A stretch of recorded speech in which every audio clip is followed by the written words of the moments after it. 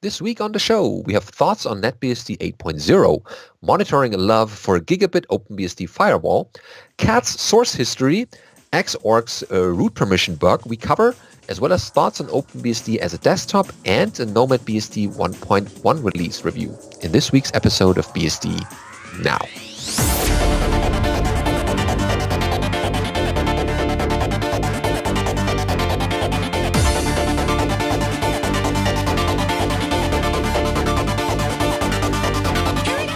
BSD Now, episode 273, a thoughtful episode, recorded on the 21st of November, 2018. Hello, I'm your host, Benedikt Reuschling. And I'm Alan Jude. And another week for us, and great headlines for you as well. Beginning with some thoughts on NetBSD 8.0 on DistroWatch. Yeah, so NetBSD 8.0 came out recently, so it's time to see what people think of it. Oh, yeah. And it seems like DistroWatch took a thorough dive into it, but we'll just give you the bits that we thought important enough to know. Of course, you can always read the full article. It starts with that NetBSD is a highly portable operating system which can be run on dozens of different hardware architectures. The operating system's clean and minimal design allow it to be run in all sorts of environments, ranging from embedded devices to servers to workstations. They forgot the toasters. While the base operating system is minimal, NetBSD users have access to a large repository of binary packages and a ports tree, which they will touch later. So they last tried NetBSD 7.0 about 3 years ago and decided it was time to test drive the operating system again. Oh, 3 years. A lot of things can happen in that time. So in the past 3 years, NetBSD has introduced a few new features, many of them security enhancements. For example, NetBSD now supports write exclusive or execute protection and address space layout randomization, also known as ASLR, to protect programs against common attacks. NetBSD 8.0 also includes USB 3 support and the ability to work with ZFS storage volumes. Early impressions they had are that since they had set up NetBSD with a full install and enabled XDM during the setup process, the operating system booted to a graphical login screen. From here, we can sign into our account. The login screen does not provide options to shut down or restart the computer. Logging into our account brings up the TWM window manager and provides a virtual terminal, courtesy of Xterm. There is a panel that provides a method for logging out of the window manager. The TWM environment is sparse, fast, and devoid of distractions. Well, I guess you can pretty much install any kind of desktop environment on NetBSD. That's not the NetBSD features per se. So yeah, continuing with software management. NetBSD ships with a fairly standard collection of command line tools and manual pages, but otherwise is fairly minimal. If we want to run network services, have access to a web browser, or use a word processor, we're going to need to install more software. There are two main approaches to installing new packages. The first and easier approach is to use the package-in or PKG-EN manager, which works much of the same way as APT or DNF in the Linux world or as package works on FreeBSD. We can search for software by name, install or remove items. I found package-in working well, though its output can be terse. My only complaint with package-in is that it does not handle close enough package names. For example, if I try to run package-in install VLC or package-in install Firefox, I would quickly be told these items did not exist. But a more forgiving package manager will realize items like VLC2 or Firefox 4.5 are available and offer to install those. That seems like a really old version of Firefox. Yeah. Come to think of that, yeah. But yeah, good to know that you need to provide the version number. Mm-hmm. The packaging tool installs new programs in the /user/package/bin directory. Depending on your configuration and shell, this location may not be in your user's path, and it will be helpful to adjust your path variable accordingly. The other common approach to acquiring new software is to use the package source framework. I've talked about using package source before, and I will skip the details. Basically, you can download a collection of recipes for building popular open source software and run a command to download and install these items from their source code. Using package source basically gives you the same software as using package in would, but with some added flexibility on the options we use. And once new software has been installed, it may need to be enabled and activated, particularly if it uses or is a background service. New items can be enabled in rc.conf in etc directory and started or stopped using the service command. This works about the same as the service command on FreeBSD and most non-systemd Linux distributions. Excellent. Okay, let's go to the hardware part. I found that when logged into the TWM environment, NetBSD uses about 130 megabytes of RAM. This included kernel memory and all active memory. A fresh, full install used up 1.5 gigabytes of disk space. In generally found that NetBSD ran well in both VirtualBox and my desktop computer. The system was quick and stable. I did not trouble getting a higher screen resolution in both environments. NetBSD does not offer VirtualBox add-on modules. These are NetBSD patches for VirtualBox, or there are NetBSD patches out there for VirtualBox, but there is some manual work involved in getting them working. And when running on my desktop computer, I think the resolution issue was one of finding and dealing with the current or correct video driver. Screen resolution aside, NetBSD performed well and detected all my hardware. So, continuing into personal projects. Since NetBSD provides users with a small core operating system without any or many utilities, there should be any utility there, but not many. Yeah. And if they want to use NetBSD for something, we need to have a project in mind. I had 4 mini projects in mind, and I wanted to try this week. Install a desktop environment, enable file sharing for computers on the local network, test multimedia like video, audio, and YouTube capabilities, and set up a ZFS volume for storage. I began with the desktop. Specifically, I followed the same tutorial I used 3 years ago to try to set up the XFCE desktop. While XFCE and its supporting devices or services were installed, I was unable to get a working desktop out of the experience. I could get the XFCE window manager working, but not the entire session. This tutorial worked beautifully with NetBSD 7.0, but not with version 8.0. Undeterred, I switched gears and installed Fluxbox instead. This gave me a slightly more powerful graphical environment than what I had before with TWM while maintaining performance. And Fluxbox ran without any problems, though its application menu was automatically populated with many programs which were not actually installed. Okay. Next, I tried installing a few multimedia applications to play audio and video files. Here I ran into a couple of interesting problems. I found the music players I installed would play audio files, but the audio was quite slow. It always sounded like a cassette tape dragging. Oh, yeah, for the people who still remember those. When I tried to play a video, the entire graphical session would crash, taking me back to the login screen. Ooh. When I installed Firefox, I found I could play YouTube videos and the video played smoothly, but again, the audio was unusually slow. Sounds like it might have been the frequency being slightly off, like it was going in at 44.1, but was trying to play it at 48K or something like that. But yeah, there's the first thing I think of that would make it sound like somebody was talking slowly. Yeah, very. Yeah. You can play that video. We can play our podcast. Some mismatch on the frequency. Yeah, this would be something that could probably be fixed. I set up 2 methods of sharing files on the local network, OpenSSH and FTP. NetBSD basically gives us OpenSSH for free at install time, and I added an FTP server through the package manager, which worked beautifully with its default configuration. I experimented with ZFS support a little, just enough to confirm I could create and access ZFS volumes. ZFS seems to work on NetBSD just as well and with the same basic features as it does on FreeBSD and mainstream Linux distributions. I think this is a good feature for the portable operating system to have, since it means you can stick NetBSD on nearly any network computer and use it as a network-attached storage. Yeah, especially in those architectures will never have official support for ZFS, like some mainframes and toasters. And yeah, I'm not sure that ZFS works on all of those yet on NetBSD. And even if it did, as long as your toaster has enough RAM. Okay, conclusions. NetBSD, like its close cousins, FreeBSD and OpenBSD, does not do a lot of hand-holding or automation. It offers a foundation that will run on most CPUs, and we can choose to build on that foundation. I mentioned this because on its own, NetBSD does not do much.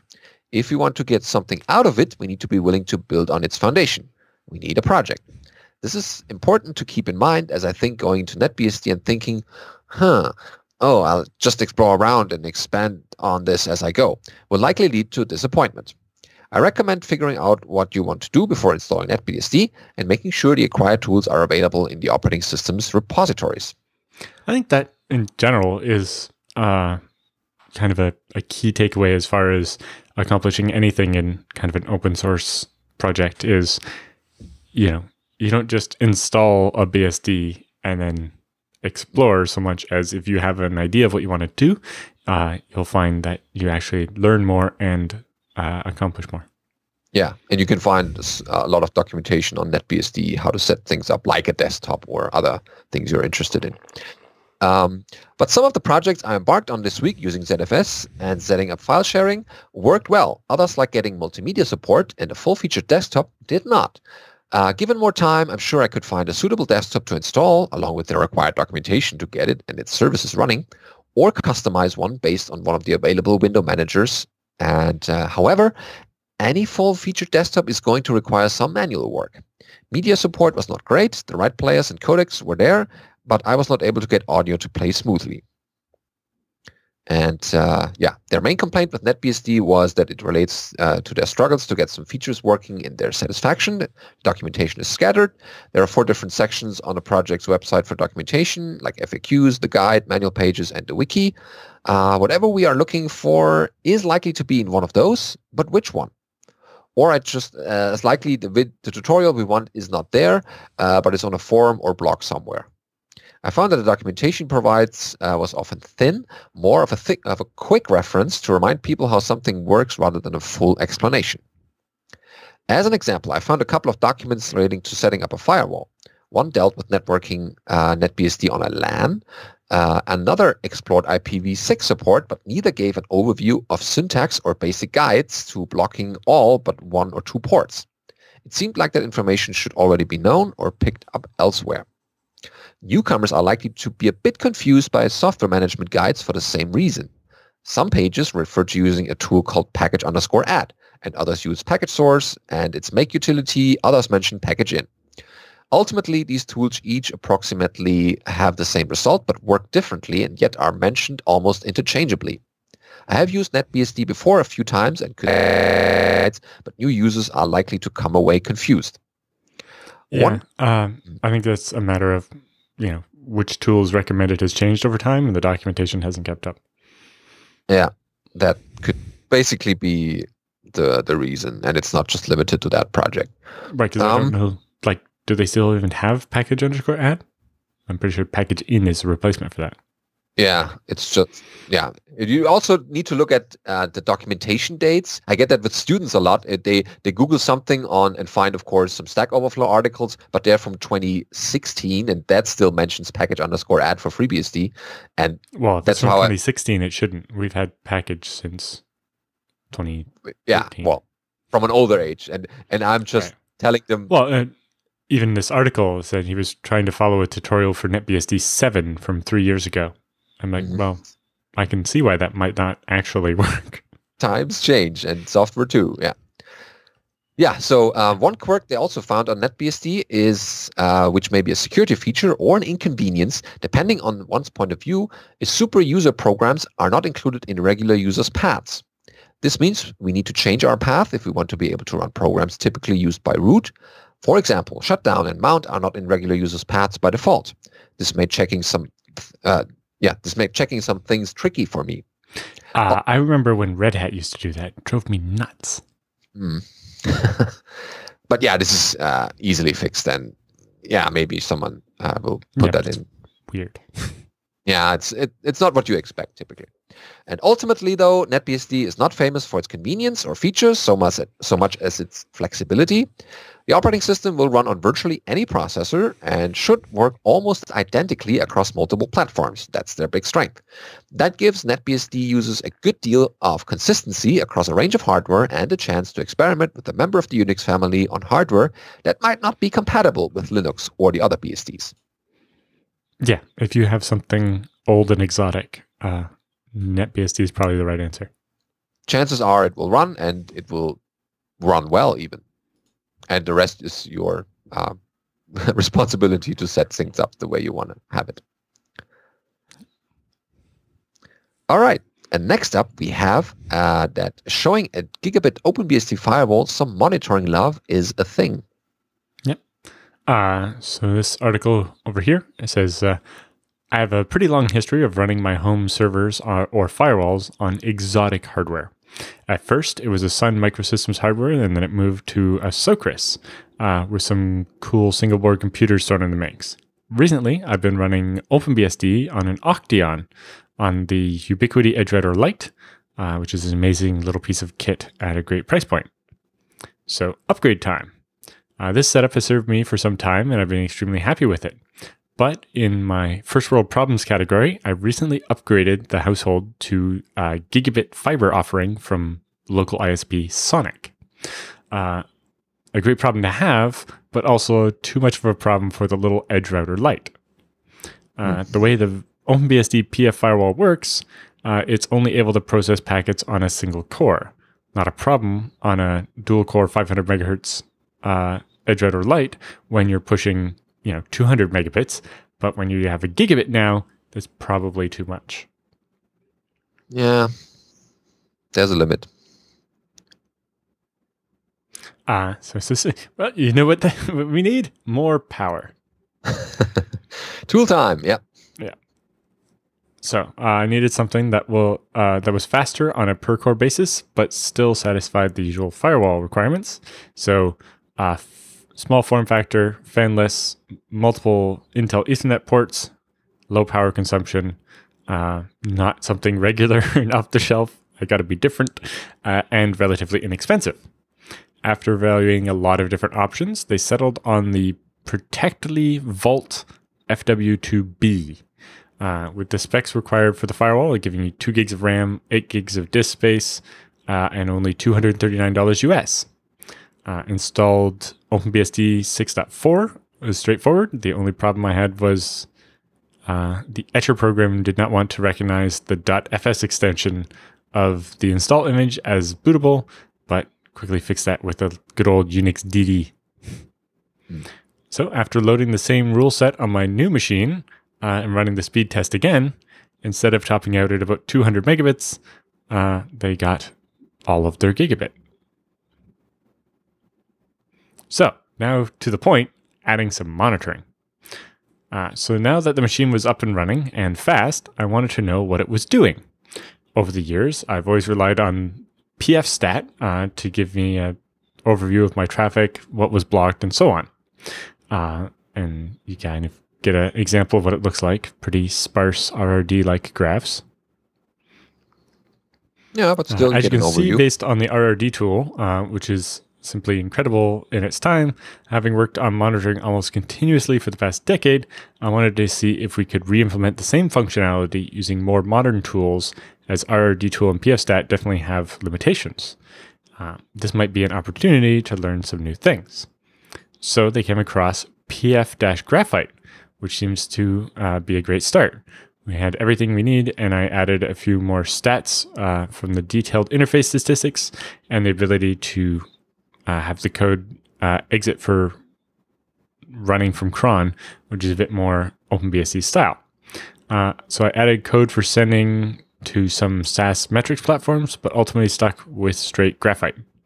One important thing to note was that using the graphite pickle port instead of the default plaintext port for submission, and you also need to set the log interface in your pf.conf to send the pf logs to an interface you can listen on. A bit of tweaking with Graphite and Grafana, and we have a nice graph. Oh yeah. Well, you can also zoom in and Yes. do some other get things. more flexibility than you do with just an RRD tool graph. They say I've added the JSON for the Grafana dashboard as well as some changes to their fork in the repo, so you can go check it out on GitHub. Because it's a Grafana dashboard, you can use it with many different backends if Graphite doesn't suit you well, but check it out. Oh yeah. And I mean, this could basically be filtered through any firewall that has some kind of internal log interface. Yeah. If you can get the stats out of it, it'll work. Hmm? So thank you to Dave Mango for the post. Yep. And next up is the source history of cat. No, not your furry friend. This is catalog on Unix. Remember? Yes. Catalog or? It is catalog. Is it? Yeah. It's not. Okay. Yeah. It's not for concatenate, right? Yeah, well, or that, yeah. Okay. We'll let the users find out. Man-cat, that's your right answer. So, here's a rather long post. We're going to read a bunch of it, but not all of it. You're definitely worth going and checking it out. Starts off saying, I once had a debate with members of my extended family about whether a computer science degree is a degree worth pursuing. I was in college at the time and trying to decide whether I should major in computer science. My aunt and cousin of mine believed that I shouldn't. And they conceded that knowing how to program is, of course, a useful and lucrative thing, but they argued that the field of computer science advances so quickly that everything I learned would be almost immediately outdated. Better to pick up programming on the side and instead major in a field like economics or physics, where the basic principles would be applicable throughout my lifetime. Yeah, there's something to be said for that concept, but I knew that my aunt and cousin were wrong and decided to major in computer science. It is easy to see why the average person might believe that a field like computer science or a professional like software engineering completely reinvents itself every few years. We've had personal computers, then the web, then phones, then machine learning. Technology is always changing, so surely all of the underlying principles and techniques must change too. Of course, the amazing thing is how little actually changes.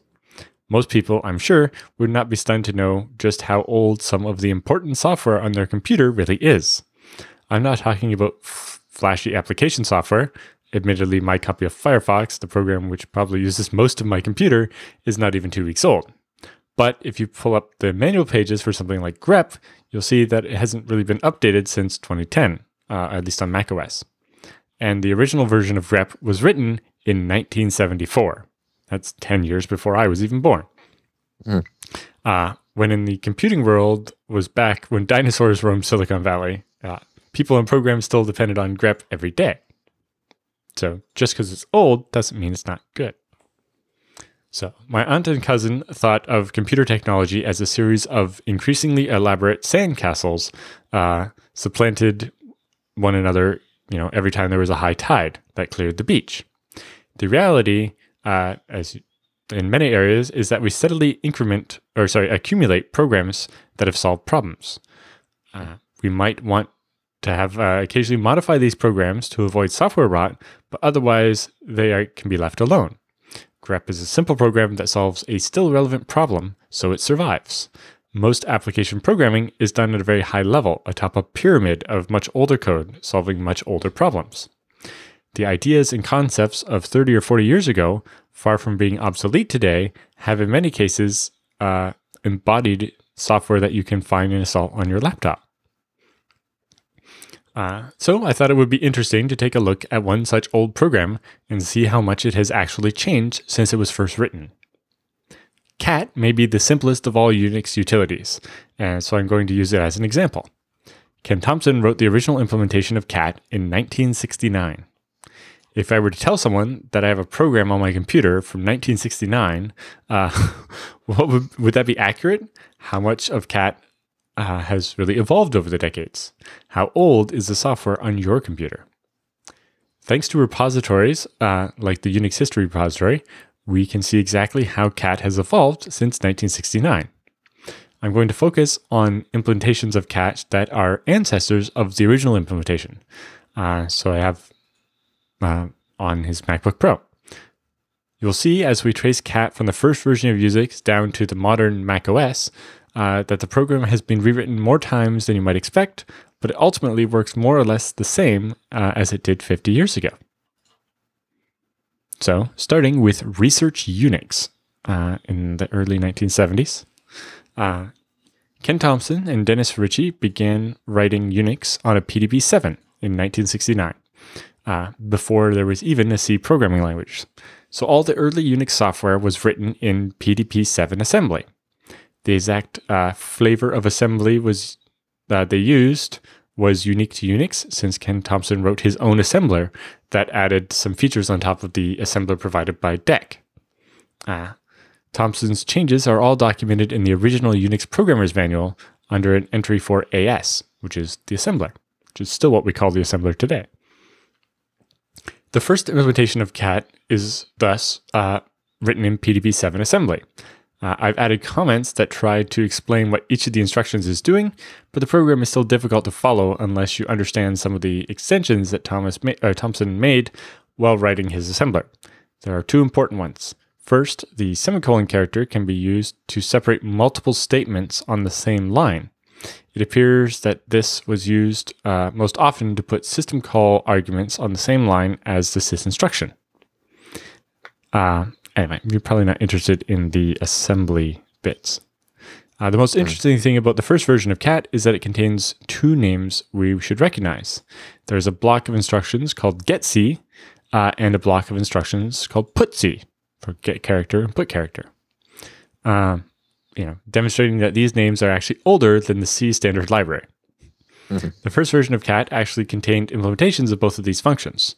The implementations buffered input so that reads and writes were done not just one character at a time, even before C was invented. The first version of cat did not last long. Ken Thompson and Dennis Ritchie were able to persuade Bell Labs to buy them a PDP-11 so that they could continue to extend and improve Unix. The PDP-11 had a different instruction set, so cat had to be rewritten. They marked up the second version of cat with comments as well, and you can see it takes advantage of the PDP-11's different addressing modes. The second version of cat is actually slightly simpler than the first. It is also more Unixy in that it doesn't just expect a list of file name arguments. It will, given no arguments, read from standard input, which is what cat still does today. You can also give this version of cat an argument of dash to indicate that it should read from standard input. In 1973, in preparation for the release of the 4th edition of Unix, much of Unix was rewritten in C. But cat does not seem to have been written in C until well after that. The first C implementation of cat only showed up in the 7th edition of Unix. This improvement is really fun to look through, though, because it's so simple. Of all the implementations to follow, this one most resembles the idealized cat used in pedagogical demonstrations of KNRC. The heart of the program is a classic two-liner. While get character from your input file descriptor is not end of line or end of file, print that character back out. There is, of course, quite a bit more code than that, but the extra code is mostly there to ensure that you aren't reading and writing the same file. And other interesting things of note is that this implementation of cat only recognizes one flag, -u. The U flag could be used to avoid buffering on input and output, which cat would otherwise do in blocks of 512 bytes for efficiency. So then we come to BSD. After the 7th edition, Unix spawned all sorts of derivatives and offshoots. macOS itself is built on top of Darwin, which in turn is a derivative of BSD, the Berkeley software distribution. Skipping the definition of what BSD is. The 4BSD implementation of cat is clearly derived from this original implementation, though it adds a new function to implement the behavior triggered by the new flags. The naming convention already used in the file was adhered to, so the FFLG variable used to mark whether input was being read from standard in or a file was joined by N flag, B flag, V flag, S flag, E flag, and T flag. All there to record whether or not each new flag was supplied by the invocation of the program. There were the last command line flags added to cat. The man page for cat today lists these flags and no others, at least on macOS. 4BSD was released in 1980, so this set of flags is 38 years old at the writing of this article. Cat would be entirely rewritten a final time for BSD Net/2, which was, among other things, an attempt to avoid licensing issues by replacing all of AT&T's Unix-derived code with new code. BSD Net2 was released in 1991. This final rewrite of Cat was done by Kevin Fall, who graduated from Berkeley in 1988 and spent the next year working as a staff member at the Computer Systems Research Group, or CSRG. Fall told me that a list of Unix utilities still implemented using AT&T code was put up on a wall at the CSRG, and staff were told to pick the utility they wanted to re-implement. So Fall picked cat and mknod, which is for making device nodes. The cat implementation bundled with macOS today is built from a source file that still bears Kevin Fall's name at the very top. His version of cat, even though it is a trivial program, is still used today by millions of people. Fall's original implementation of cat is much longer than anything we've seen so far. Other than support for a -- help flag, it adds nothing in the way of new functionality. Conceptually, it is very similar to the 4BSD implementation. It is only longer because Fall separated the implementation into raw mode and cooked mode. The raw mode of cat is classic. It prints a file character for character. The cooked mode of cat, with all the 4BSD command line options, the distinction makes sense, but it also pads out the implementation so that it seems more complex at first glance than it actually is. There's also a fancy error handling function at the end of the file that adds to its length. So looking at the history of cat in macOS, back in 2001, Apple launched the latest version of macOS 10, the first version. The very first release of macOS 10 thus included an implementation of cat pulled from the NetBSD project. So the first macOS implementation of cat is Kevin Fall's original cat. The only thing that has changed over the intervening decades is that the error handling function, ERR, has been moved to the C standard library, basically. The NetBSD implementation of cat was later swapped out for the FreeBSD implementation of cat. According to Wikipedia, Apple began using FreeBSD instead of NetBSD for macOS 10.3. But the macOS implementation of cat, according to Apple's own source code releases, was not actually replaced until 10.5, Leopard, in 2007. The FreeBSD implementation that Apple swapped in for the Leopard release is the same implementation that Apple computers still use today. As of 2018, the implementation has not been updated or changed at all since 2007. So the macOS cat is old. As it happens, it is actually 2 years older than the 2007 appearance of macOS 10 would suggest. The 2005 change, which is visible in FreeBSD's GitHub mirror, was the last change made to FreeBSD's cat before Apple pulled it in for OS 10. So the Apple OS 10 cat implementation, which has not been kept in sync with FreeBSD's cat, is officially 13 years old. There's a longer debate to be had about how much software can change before it really counts as being the same software. In this case, the source code has not really changed since 2005. The cat implementation used by OS 10 today is not that different from the implementation that Kevin Fall wrote back in 1991. The biggest difference is that a whole new function has been added to provide Unix domain socket support, and at some point, the FreeBSD developers replaced the raw args and cooked args arguments with a new scan files function. Otherwise, the heart of the program is still very much Kevin Fall's original code. So the author asked Kevin Fall how he felt about having written the cat implementation now used by millions of Apple users, either directly or indirectly, through the same program that relies on cat or some other program that relies on cat being present. Fall, who is now a consultant and co-author of the most recent editions of TCP Illustrated, says he is surprised when people get such a thrill out of learning that his work on cat. It was a very basic program, right? Fall has had a long career in computing and has worked on many high-profile projects, but it seems that many people still get the most excitement out of the 6 months of work he put into rewriting cat in 1989.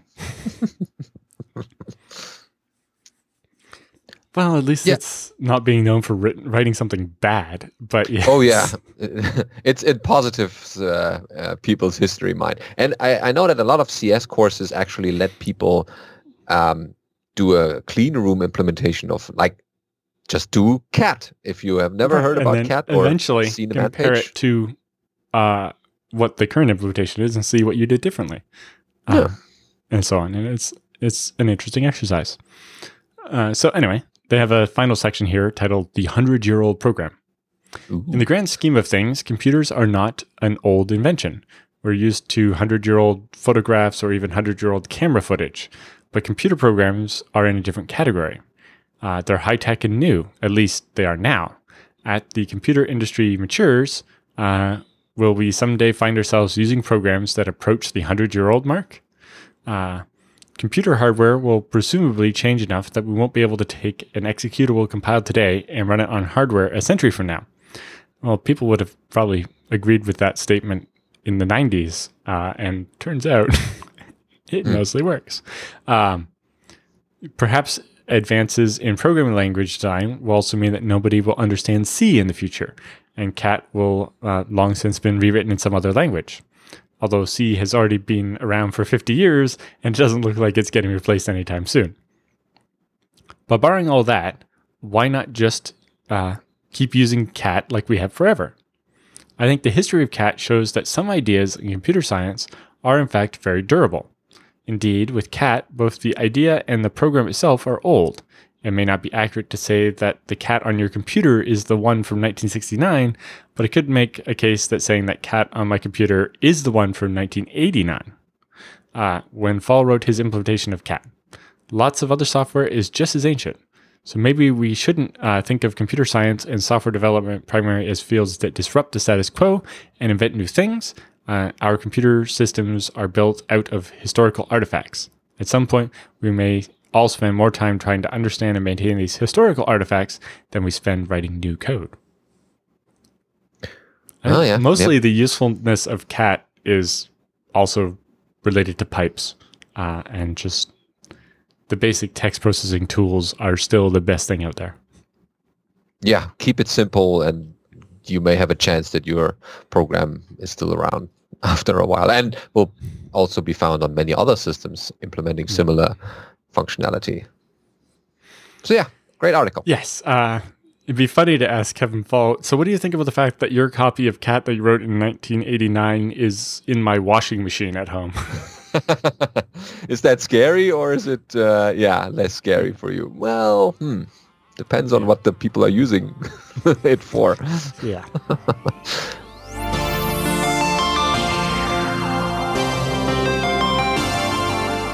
So after this history lesson about cat, we have the news roundup for this week, starting with a trivial bug in Xorg that gives root permissions on Linux and BSD systems, apparently. Mm-hmm. So this is over at bleepingcomputer.com, and they write that a vulnerability that is trivial to exploit allows privilege escalation to root level on Linux and BSD distributions using x.org server, the open source implementation of the X Windows system that offers the graphical environment. The flaw is now identified as CVE 2018-14665, credited to security researcher Narendra Shinde, and it has been present in Xorg server for 2 years since version 1.19.0 and is exploitable by a limited user as long as the X server runs with elevated permissions. Yeah, so on some systems, the Xorg binary has set UID to root so that it'll be able to talk to the video card. And so in this case, incorrect command line argument parsing meant that the log file argument could be pointed at something like the password file, or in Linux, the shadow file, and on BSD, the master password file, and cause it to overwrite the file with a line that says, here's root's new password. It's blank or whatever, which then someone could then do su to root and not need a password and have root access the system or something. Yeah. Before you start making deinstalls quickly, look at the date for this article. It's from October 26th. So no panic, or the panic has already receded probably, because there are fixes out there. Just wanted to cover the story because we found it important enough. So an advisory on Thursday, way back when, describes the problem as an incorrect command line parameter validation that also allows an attacker to overwrite arbitrary files, as Alan mentioned, and the privilege escalation can be accomplished with the -module path argument by setting an insecure path to modules loaded by the x.org server. Arbitrary file override is possible through the -log file argument because an improper verification when parsing the option is present. So the bug could have been avoided in OpenBSD 6.4. OpenBSD, the free and open source operating system with a strong focus on security, uses Xorg. On October 18, the project released version 6.4 of the OS, affected by said CVE, and this could have been avoided though. Theodor Rath, founder and leader of the OpenBSD project, says that X-maintainer knew about the problem since at least October 11th. For some reason, the OpenBSD developers received the message 1 hour before the public announcement this Thursday, a week after the new OS release. Bad timing. As yet, we don't have answers, I quote here, about why our X-maintainer or the X-security team and his team provided information to other projects, some of who don't even ship with his new X server, but choose to not give us the heads up, which could have saved all the new 6.4 users a lot of grief, said Theodor Rath. Had OpenBSD developers known about the bug before the release, they could have taken steps to mitigate the problem or delay the launch for a week or two. To remedy the problem, the OpenBSD project provided a source code patch, which requires compiling and rebuilding the X server. As a temporary solution, though, users can disable the Xorg binary by running the following command. So you do a change mod for the user -s, and then the path is user x11r6/bin/xorg. So that doesn't disable it. It just takes the setuid bit off. Oh, right. So it will run as a regular user instead of running as root. Anyway, they show a trivial way to exploit it. Interestingly, FreeBSD was still shipping Xorg 1.18 something, and so wasn't affected by this bug. But most other distros were, including Debian, Ubuntu, Fedora, CentOS, etc. The major ones on the Linux side, yeah. Okay, well, so the CVE does not help compromise systems, but it is useful in the following stages of an attack. You can leverage it after gaining access to a vulnerable machines, which is fairly easy. Matthew Hickey, co-founder and head of the Hacker House security outfit, created and published an exploit saying that it can be triggered from a remote SSH session. 3 hours. Moving on, we have some thoughts on OpenBSD on a desktop. So they say, I've been using OpenBSD on a ThinkPad X230 for a few weeks now, and the experience has been peculiar in some ways. The OS itself, in my opinion, is not ready for widespread desktop usage, and the development team is not trying to push it in the sort of everyone who wants a Windows or Mac alternative. You need to understand a little bit about how Unix systems work, because you'll use the CLI more than the user interface. That depends. Although I guess I mostly use the user interface to run many shells, but exactly, that's what it's for. That's not necessarily bad, and I'm sure I learned a trick or two that could easily translate to Linux or Mac OS. Their development process is purely based on developers that love to contribute and hack and so on, and it's usually just because it's fun. Even the mailing list is a cool place to hang out. Code correctness and security are a must. Nothing gets committed if it didn't get reviewed thoroughly first. Nowadays, the first two properties should be enforced in every major operating system. He says, I like the idea of a platform that continually evolves. So the pledge and unveil are proof that with some effort, you can evolve all that existing old software. Although some days I think it would be less effort to just write everything new again. He says he also likes the sensible defaults approach. Having an OS ready to be used, UI included if you select it during the install process is great. Just install a browser and you're ready to go. The manual pages in OpenBSD are real manuals, not just a reprint of the -help arguments. They help you understand the inner workings of the operating system, and no internet connection is required. There are, of course, some trade-offs. Performance is not first class, mostly because of all the security mitigations and the still somewhat single-threadedness of parts of OpenBSD. They say, I write Go code in NeoVim, and sometimes you can feel a slight slowdown when you're compiling and editing multiple files at the same time, but usually I wouldn't notice anything that makes a meaningful difference. The browsers are a different matter, though. You can definitely feel something different from your experience on a more mainstream operating system. But again, these are trade-offs. To use OpenBSD on the desktop, you must be ready to sacrifice some of the goodies of a mainstream OS. But if you're searching for a zen place to do your computer stuff, it's the best thing you can get right now. Okay, good to know. And we have another piece in our next section, another DistroWatch article about NomadBSD 1.1 review. So that goes, one of the most recent additions to the DistroWatch database is NomadBSD.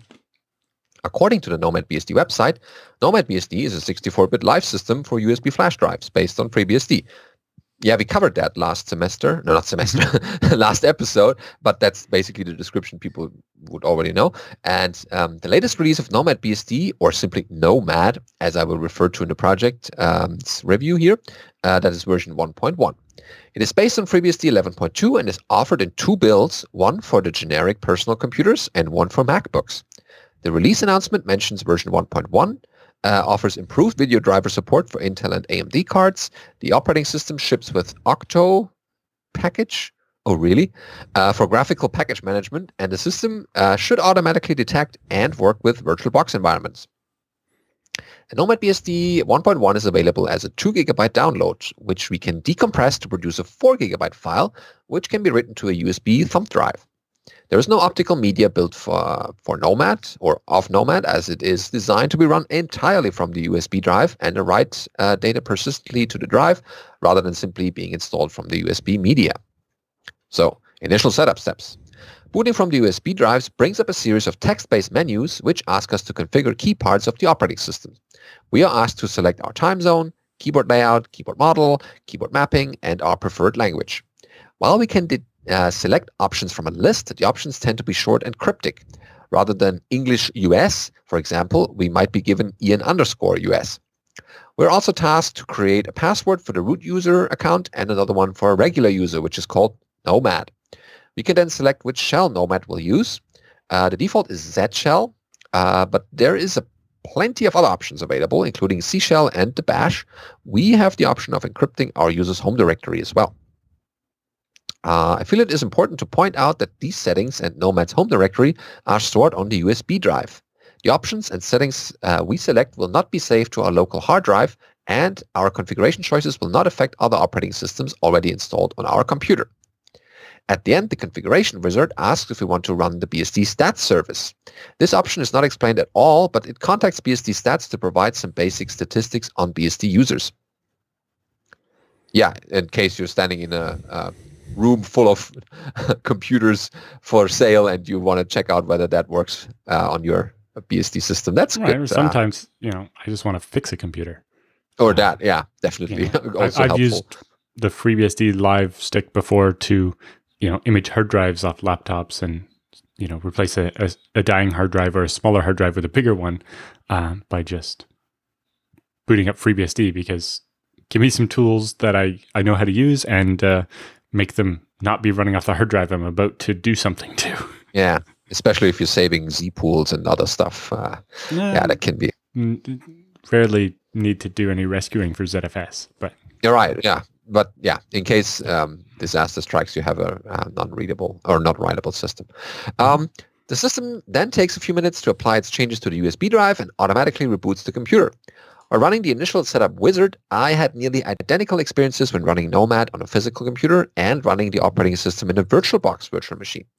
However, after the initial setup process was over, I had quite different experiences depending on the environment, so I want to divide my experiences into two different sections.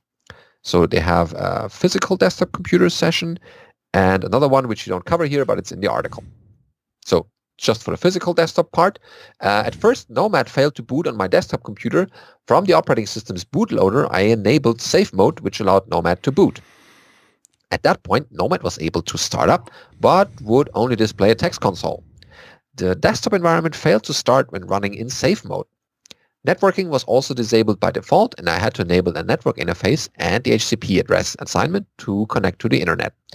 Instructions for enabling networking can be found in FreeBSD's handbook.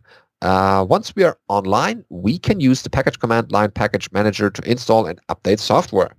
Had the desktop environment worked, then the Octo package graphical package manager would also be available to make browsing and installing software a point-and-click experience. Had I been able to run the desktop for prolonged amounts of time, I could have made use of such pre-installed items as the Firefox web browser, VLC media player, LibreOffice, and Thunderbird. Nomad offers a fairly small collection of desktop applications, but what is there is mostly popular, capable software. When running the operating system, I noted that with one user logged in, Nomad only runs 15 processes with the default configuration. These processes require less than 100 megabytes of RAM, and the whole system fits comfortably on a 4 gigabyte USB drive. So the conclusions here from the whole article is that ultimately using Nomad was not a practical option for me. The operating system did not work well with my hardware or the virtual environment. In the virtual machine, Nomad crashed consistently after just a few minutes of uptime. On the desktop computer, I could not get a desktop environment to run. The command line tools worked well and the system performed tasks very quickly, but a command line only environment is not well suited to my workflow. I like the idea of what NomadBSD is offering. There are not many live desktop flavors of FreeBSD-based plug-and-go operating systems that would offer desktop and persistent storage. I suspect the system would work and perform its stated functions on different hardware, but in my case, my experiment was necessarily short-lived. Yeah, well, I think Nomad will improve over time. And I wonder how much of it is the AMD graphics card in their physical hardware there. Could be. I guess there are other people who have other experiences on different hardware. Well, yeah, it's an early version of Nomad.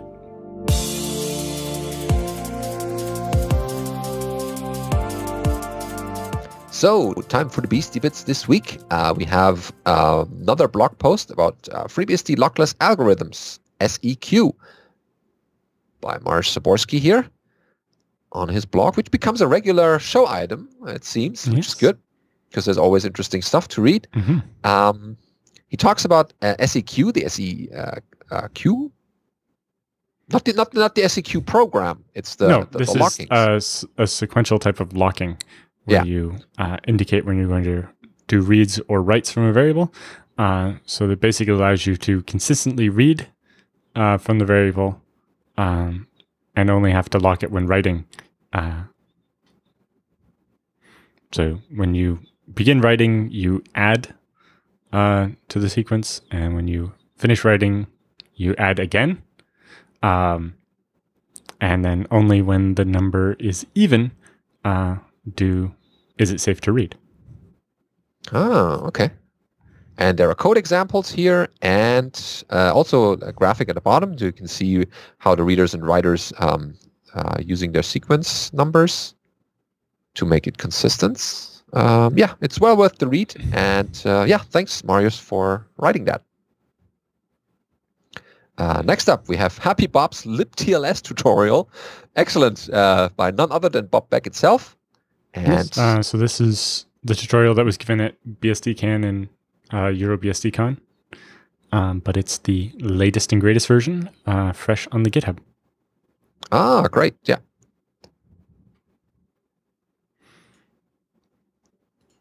And the next item is locking OpenBSD when it's sleeping. Yes. So the user who wrote the blog here says, I frequent the OpenBSD IRC channel and help people. And a common question I get asked is how to automatically lock your machine when putting it to sleep with the ZZZ command. I answered this question in a previous article, which was actually written 4 years ago. but it was written in French. So here it is in English. So the trick is to write a script in the etc apm suspend directory to which gets run when the computer goes to sleep. And then you can just say, in this example, do as their user run xlock. This is off to a great start, but if you are a startx user versus a xenodm, be sure to run exec startx and not just startx. Otherwise, it's possible to kill x and then have access to the shell. If you don't set a minimum lifetime on your SSH agent, if you don't set a maximum lifetime on your SSH agent, you should clear the identities with the SSH-add-D flag so that when you shut the lid or whatever on the machine, it forgets all your keys, so you have to load them again. You should also revoke any sudo permissions with sudo-K. doas doesn't have the same thing, so it's doas-L, although it says that won't help you much. You might also want to clear your clipboard, so it mentions how to do that, and says you can apply the same thing to other concepts like your GNOME keyring, your GPG keys, SSH control variables, and so on. They also say, beware of the cat. Now that I have a captive advanced threat, I feel the need to automatically lock the screen after it has been idle for a short time. You can achieve this with xidle. The man page is sufficiently descriptive that I won't talk about that any further. Okay. Very nice. Next up is we have IIO, the OpenBSD way, which gives you serve IIO or servio, which is a simple, easy-to-use DLNA media server that does on-the-fly media transcoding and demuxing to enable a hassle-free DLNA experience. It also has an integrated HTML5 media server for on-the-go use on your mobile or in your browser. And basically, it's a how to get that running. Right. It's fairly short and easy. Serve video files to devices like smart TVs from your OpenBSD computer. That's cool. Great. It's just not a couple of... it's actually quite straightforward and not too much stuff to configure. Great. I'm guessing if it's just using FFmpeg, it's not going to be able to use your video card to do the transcoding or anything, but that's probably not that big of a deal. Okay. Cool. Yeah. As well as much the next lighter item. weight than something like Plex if you have a slightly less powerful NAS. Yeah, to stream that into other people's or within your home. So here over at bsdboy.ml, we have installing Hugo and publishing Hugo web pages using OpenBSD. I like Hugo. So the only dependencies this has is Go and Mage, which is basically make for Go. Or I imagine they just have a binary package to install Hugo, but after you set it up, you can start building a website. So you do Hugo new site and then a directory, and it will start setting it up. You go in there and you can download, say, a theme, and then you just put that in the config file, start the Hugo server, and it will start listening, and you can put your web browser at localhost, and then you could just start writing new posts and stuff, and it will dynamically refresh as you edit the pages. And if you just run Hugo, it will generate the public directory with all your output files in it, and then you point your web server at those files, either directly or rsync them or SCP them to the web server or whatever, and now you have your statically generated website. Oh, excellent. Yeah, that's pretty straightforward. And especially for static website, Hugo is, and others. I like it compared to something like Jekyll just because it doesn't have dependencies that break all the time. Go is nicer than Ruby in that case. Yeah, definitely. So yeah, check it out. And that's the static site generators. Then next, I thought it would be good to remind people that there is still a call for papers going on for the FOSDEM 2019 BSD Dev Room. We have a full day Dev Room, but only if there are enough talks. Otherwise, they will shorten it to a half day, and that wouldn't be good. So if you have something, you can still submit it to the FOSDEM 2019 Dev Room. You need to log into the FOSDEM website and then select the call for paper system, and then select as the destination for your talk, I guess, or the room, the BSD Dev Room. It's in the list there, and you have time until December 10. 2018. So don't waste time and submit something. I should also do that. I've been lacking a little bit. I'm waiting to hear because my talk is on the short list for the main track. Ooh, I didn't know you were submitting to the main track. Excellent. Yes. You stepped up the game for FOSDEM here. Excellent. Yeah, so anyone... So I mean, somebody needs to submit to the BSD Dev Room in my place. Yeah. And remember, it's not the free BSD Dev Room, it's the BSD Dev Room. That's all the BSDs. We've always had a good mix. Big and small, and it makes, last year we had FreeBSD, NetBSD, OpenBSD, ElectroBSD, and EdgeBSD were all represented. Mm-hmm. And the FOSDEM audience is always great. There's a lot of people there. So if you want to get the word out about your latest project on OpenBSD, whatever it is, any BSD, that's the venue you should be at. And since it's the start of the year, and you get a lot of interest. If you're a BSD person, you might also consider not only going to the BSD talks.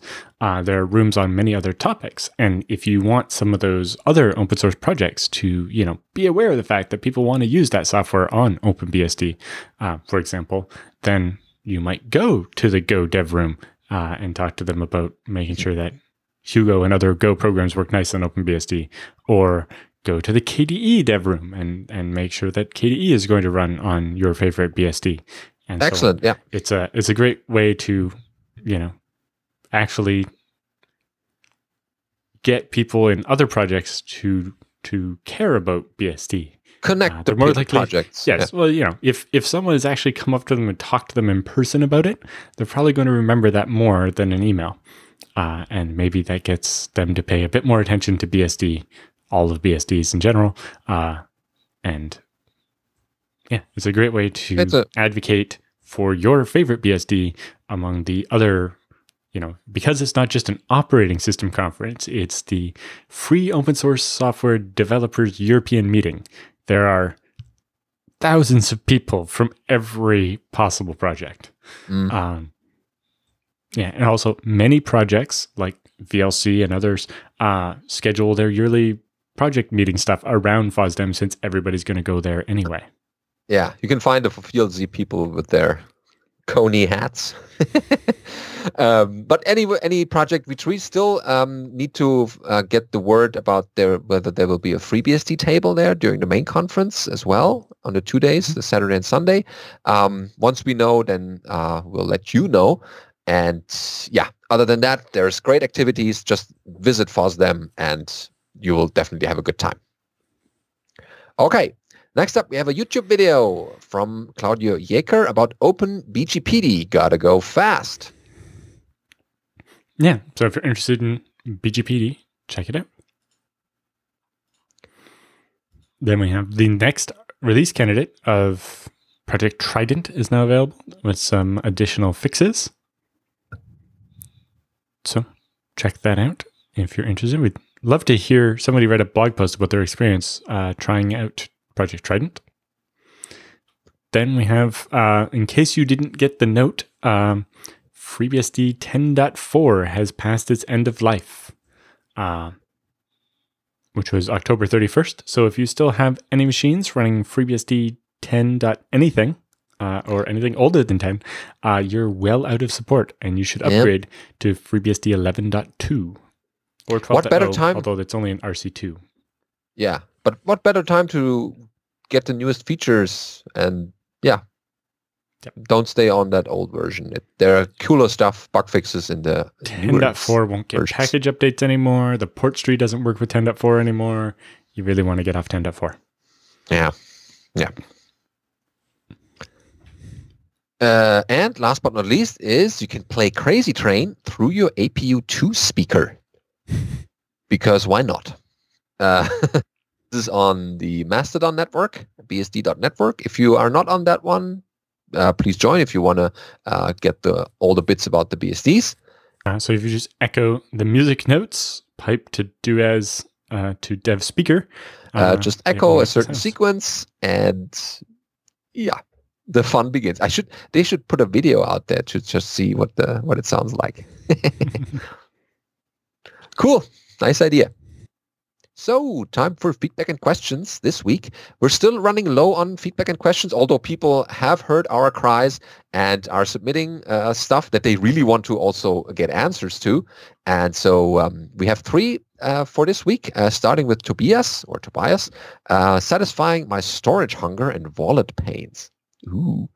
Goes like this. Hello, Benedict and Alan. Firstly, I would like to thank you for the always interesting and educational show. Well, thank you. You're a stable in my work and home commute, and I appreciate the technical nature of the show very much. Oh, great. That's good to hear. So the main reason I'm writing to you is to ask for some guidance in expanding my storage in a scalable manner. I currently have a FreeNAS machine running with 4 terabytes of usable storage. This has worked fine for a while, but my backup needs have exceeded what the machine can provide. I've looked at a NetApp DS2246 disk shelf, but would like something a little less noisy and power hungry. My idea is to set up a BSD machine with some 10 terabyte HDDs to function like a disk shelf and present the storage to the current FreeNAS machine like a disk shelf would. I don't mind getting my hands dirty and fiddle around with configuration for a couple of weekends, but thought it would be best to ask someone who actually knows what they're doing instead of just hacking a solution together. Would it be possible to set up a FreeBSD machine to do this, or is there a better method you would recommend? Well, a disk shelf doesn't have a computer in it. It's just literally just takes an external SAS connector back to the computer and it just connects to the drives. If you have built a nice BSD machine with some 10 terabyte hard drives in it, why not just run FreeNAS on that? Well, maybe that's already the limiting factor because not too many cables around or no extension cards or something. Because 10 terabytes of HDDs. No, it's multiple 10 terabyte hard drives. Oh, multiple even. Yeah. Oh, yeah. Yes. Buying some 10 terabyte hard drives. Yeah. Okay. Because the stuff you would need to try to make it act like a shelf is kind of strange. And I wouldn't recommend that. So yeah, I would probably just run FreeNAS on the new machine. And then you could retire the old one, I guess. Yeah. As far as other options, like you could run the computer and not have it do anything and get the right adapters to run the external SAS cable from. So you need an LSI HBA, like a 9300E, or 9300-8E that goes in the FreeNAS machine and has external SAS ports instead of internal. The cable to go to the thing that's going to be your shelf. Then because it's not a shelf, you need something that takes the external connector and turns it into the internal type and fans out to the hard drives. And that's just a bit weird. Like I've seen one of the ones for 6 gigabit SAS before, and looked at using it to turn an extra port on my LSI into an external one. But yeah, it'd be really weird to have a whole computer running, but not use the operating system on it or something. Or, you'd have to do some kind of hack to get the power supply to turn on in the second machine that has no motherboard and just has hard drives in the chassis or whatever. It's all very weird. Yeah. It definitely needs to be, as he writes, less noisy and power hungry. Right. So, like if you're setting up a BSD machine, it's going to have BSD on it. You might as well put FreeNAS on that, right? Yeah, they know what they're doing. Like, exporting the hard drives via iSCSI to the FreeNAS is just icky. Yeah. And you don't want to be like sending everything over the network twice anyway. Yeah. It's not the best way for performance to So copy I would twice. mostly just use the new BSD machine with the 10 terabyte hard drives as your FreeNAS now. But yeah, unless someone who's listening has done something like that, and well, I've done the shelf thing. Just I used big noisy shelves. yeah, well, I've seen some external things that do like Thunderbolt or Thunderbolt or like eSATA and stuff. I don't know if I've seen a smallish home gamer type external SAS chassis. But if you were going to do that, you'd want something like that. That's literally just powers the hard drives and hooks the SATA ports up to an external SAS connector, and maybe has the expander in it. Because if you build a computer to do it, then you have this whole computer that was it doing nothing. It's just like running and not running an operating system, where it runs BSD, but it's not connected to the hard drives. That doesn't seem to make any sense to use a second computer as a storage shelf. Worst case, you end up with two FreeNASes and you back up some stuff to one and the other stuff to the other. Well. It's always the problem of migrating your current storage to the newer, bigger part, and also not running over budget. If you have both FreeNASes at the same time, then that's easy. Easy enough. With ZFS replication, it's not a problem anymore. Mm-hmm. Yeah, just, thinking like what I'm going to need in 5 years, in 10 years, if you can think that far. But yeah, it's hopefully we got you some pointers and ideas that will hopefully result in a nice storage shelf that will supply your backup needs for a while. Okay, so thanks for that one. Next up is Lasse with a question about FreeBSD backups. Oh yeah, always important. Goes like this. Greetings, Alan and Benedict. I've been using FreeBSD for a few years now as a file server. ZFS is great, and I really do like snapshots. Oh yes, you don't want to miss them once you've experienced them. And now I would like to do offsite backups, but using cloud services like Tarsnap can be quite expensive when you're storing video files. I did acquire LTO5 tape drives, or one, and I'd like to use it. Is there any way to use LTO tape drive native encryption on FreeBSD? If not, is there another way to do encrypted tape backups? This is a question for the FreeBSD tape expert, Dan Langille. Yeah, he's probably listening right now. So hopefully he's listening and he can write into us. But otherwise, you might poke, I think it's D Langille on Twitter. Or you find him or some of his articles about those tape drives in his diary. Dan Langille's other diary, that is. Just Google Dan Langille and you will find an LTO, probably. There are a couple of articles. So right. It's twitter.com/DLANGILLE or dan.langille, LANGILLE.org. Yeah. Of BSD CAN and PGCon fame, among other things. I'll put those in the show notes. He's the LTO backup. Dan has, I think, 2 big tape library robot things and blogs about them frequently. And would, I'm sure, be happy to answer some questions about LTO tape drives on Twitter if you tweet them at him. Or even backup in general. I mean, yes, that's always topic. He's given tutorials on Bacula and similar backup systems many times, and is, the person I would ask my questions about backups to. Yeah, in case we're still wondering how to do them properly, or especially with tape drives. Okay, that's our referral here, and I think that's it for this week. It is. Okay, then again, if you have anything that we should cover in a future episode, then let us know at feedback@bsdnow.tv, especially questions that you have. Otherwise, this segment is very small, and this is something that other people benefit a lot from. We get that a lot. So yeah, thanks for watching, and see you next week.